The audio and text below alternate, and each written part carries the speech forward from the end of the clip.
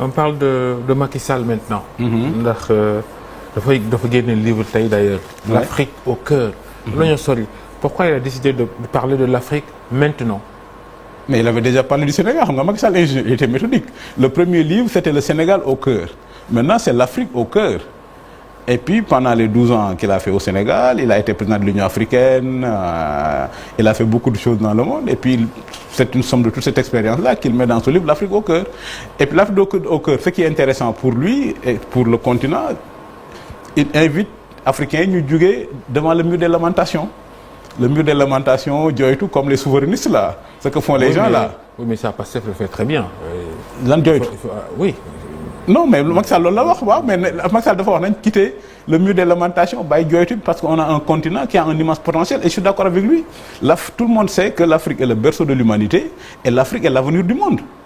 C'est-à-dire aujourd'hui nous avons des terres arables. 64% des terres arables. 54% des terres arables et puis Babacar quand on voit géopolitique mais il n'y a pas de continent mieux placé que l'Afrique. Mais nous avons une ouverture sur l'Atlantique. Nous avons une ouverture sur l'océan Indien et aujourd'hui les gens parlent d'Indo-Pacifique et nous avons une ouverture sur la Méditerranée. Nous sommes presque le centre du monde. Boo xoolee histoire du monde fan la commencé Méditerranée. Gênes, Venise, Espagne et puis ensuite il y a eu la conquête. Oui, Carthage. Et puis ensuite il y a eu la conquête de l'Amérique. L'Atlantique, nous sommes de l'Atlantique et comme dit Obama, un pivot vers le Pacifique. Et puis nous sommes sur l'océan Indien. C'est-à-dire il y a pas de continent mieux placé. Et malheureusement, nous avons eu la colonisation, l'esclavage. Comme dit Macky Sall dans son livre, il faut qu'on en tire les leçons, mais qu'on ne se contente pas de nous lamenter. Comme fait Pastef depuis 2 ans. Pastef depuis 2 ans, ils ne font que se lamenter. Et quand tu as au pouvoir, tu as un instrument pour changer le cours des choses. Tu as un instrument pour changer des destins. Joxuñ la le pouvoir pour ngay jooytu. Et yàlla xam na ni boo xoolee Sénégal li may wax Pastef chance bi ñu am kenn mësu ko am en tant que président xam nga lu tax Abdou Diouf Senghor Abdoulaye Wade lu ñu amoon gerte ak phosphate et pourtant le Sénégal nga doon dox mais Pastef ñëw am pétrole am gaz. mais doon dox peut-être pas de la meilleure des manières. mais pas de la mais parce que nous étions un pays pauvre mais Pastef bi ñu ñëwee li may wax Macky Sall pétrole ak gaz moo ci gën a sonn te il n'a pas vu un baril. Aujourd'hui le Sénégal a du pétrole et du gaz. Le Sénégal a une position géographique extraordinaire, une position géopolitique extraordinaire. Nous sommes en face de l'Amérique. Nous sommes à quelques heures de l'Europe. Donc ces gens-là ont une fenêtre de tir extraordinaire. Mais xamuñ ñu ñam mais ñoom leen kii rek vengeance ak jooytu xoolal seen jooytu yi c'est ce que j'appelle le pessimisme paradoxal de Pastef. ñëw nañ am pétrole am gaz ñëw nañ jeunes yi topp leen à 56% mais li ñu amul nag mooy la vision boo amul vision doo mën a def dara. Comme xam nañ ni mandat bi c'est perdu donc ils veulent judiciariser le mandat donc dañoo bëgg pendant 5 ans ko wax ñu jàpp la way di sàcc nañ xaalis def nañ li may wax justice ñëpp d'accord nañ ci mais en même temps justice du def liggéeyam ñoom nañ xool nu ñuy développer dëkk bi nañ xool nu ñuy def pour que Sénégal fii ak 10 ans fii ak fukki at ñu mel ni Suisse damay comparer souvent Sénégal ak Suisse parce que lépp ñoo ko nuróole Suisse lu ñu am. boo xoolee dëkk bi ëpp xaalis ci àdduna ci affaire pétrole mooy Suisse. te Suisse amuñ benn goutte de pétrole. xam nga Suisse amuñ benn goutte de pétrole. mais toutes les transactions en matière de pétrole sauf Suisse lañ koy defee. Suisse boo xoolee dëkk pendant des siècles dëkk yi ñu doon wër yëpp dañ doon xeex première guerre mondiale deuxième guerre mondiale mais Suisse mosuñoo xeex. mosoo leen ci dégg. mosoo leen ci dégg. mais Sénégal noonu la ñu war a mel. xoolal suñu zone bi dëkk yi ñu wër yëpp dañoo am ay problème ñun rek ñoo amul problème. am nañ pétrole am nañ gaz am nañ jàmm am nañ stabilité. même si la menace djihadiste elle n'est pas loin elle frappe. Ouais, tout le temps à nos portes. Ouais, mais elle est à 3 kilomètres mais on peut faire confiance à notre à Kidira on a. mais on peut faire confiance à notre grande armée. Et je sais de quoi je parle. Macky Sall bi mu demee mi ngi Amérique d'ailleurs ba léegi bi mu fa demee nag dafa tombé ak Diomaye dem ci AG ONU bi. waaw. dem googu mu dem foofu militant Pastef yi neexu leen inélégance la ñu wax. waaw mais loolu laa doon wax naa ci. mënoon naa ñàkk non il est allé là-bas sommet 3P di partenariat public privé moo ko fa yóbbu woon. waaw mais xëy na mënoon naa gàntal ba beneen yoon xëy na. lu tax muy gàntal. pour ne pas gêner Diomaye. non il ne cherche pas à gêner Diomaye. Oui c'est ça quand on parle d'inélégance de la part des militants de Pastef ñu ne inélégance la c'est pas que pour qu'il ne gêne pas Diomaye. le problème est-ce que problème bi du Diomaye. yow comment ça? Mais c'est lui le président de la République du Sénégal. C'est le président d'un grand pays. C'est le président d'un grand pays. Rien que ça, République du Sénégal, avec toute la tradition diplomate initiée depuis Senghor, il a une qualité d'écoute. Donc bu ko Macky Sall éclipsé kay kon kay du ci Macky Sall ci Diomaye la. Éclipsé, on va voir. Ah non bu naqaree waa Pastef kay nañ xool seen bor.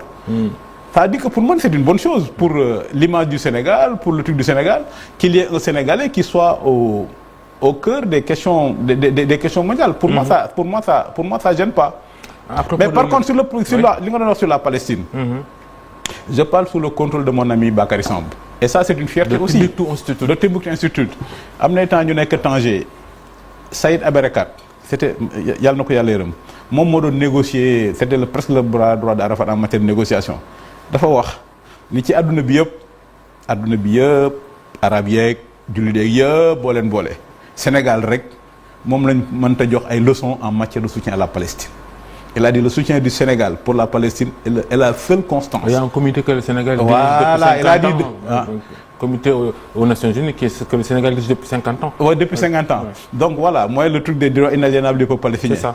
Donc kon kay boo nekkee président de la République am affaire bu mel noonu kay boo demee New York war ngaa mën a fës war ngaa mën a briller. Le discours de Diomaye a été bon. Hein?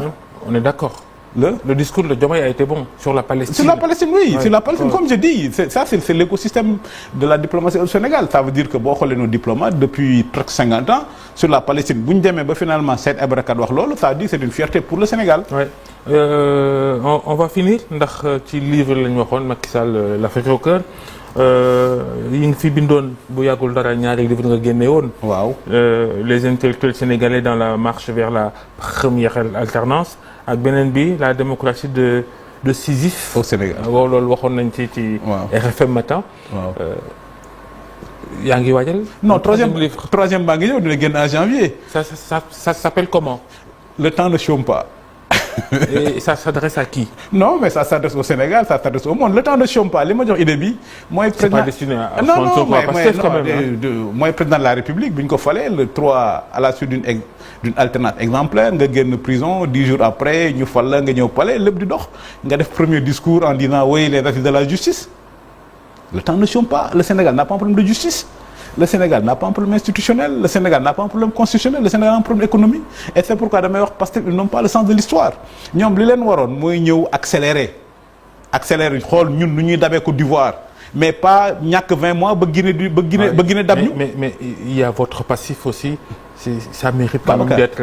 Babacar dans tous les pays du monde. Non, passif on peut pas le. L'actif est supérieur au passif. On peut pas le reprocher.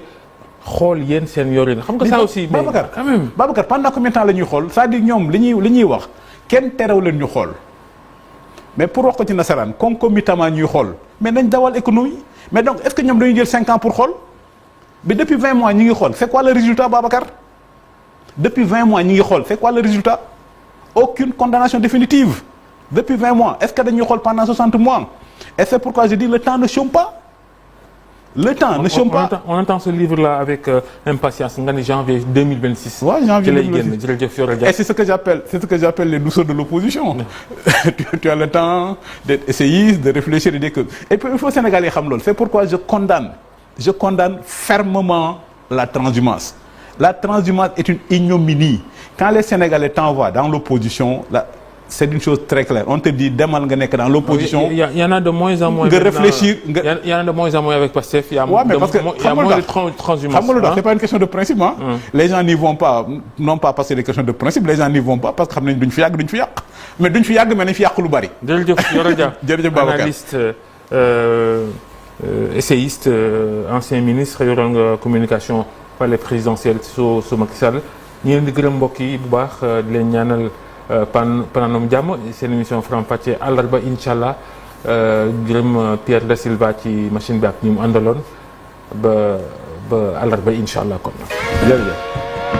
trouvé nañu consensus à l'intérêt supérieur de la nation dina ma jaral ma muñ loo xam ne tey jii gënaluma neexuma itam wala amul consensus ku nekk wax lu la neex bu boobaa conseil dinaa ko bind jëlal say disposition le 2 nga ñëw jël kii waat mu waat ñu tàggatoo ci jàmm. Devant Dieu et devant la nation sénégalaise, je jure de remplir fidèlement la charge de président de la République.